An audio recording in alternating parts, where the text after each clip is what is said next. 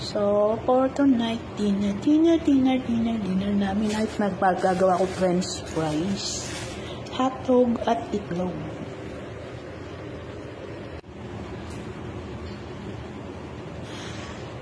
Panay ang ubo ni Amo. Let's go, eat, mau. Eat. So, ayan yung aming hapunan, guys. French fries, itlog, at hotdog. Yung aking hotdog may maliit, may malaki.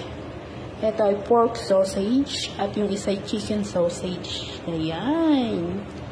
Mas masarap yung malaki, guys. Malaking hotdog. Kain tayo, guys. Kain.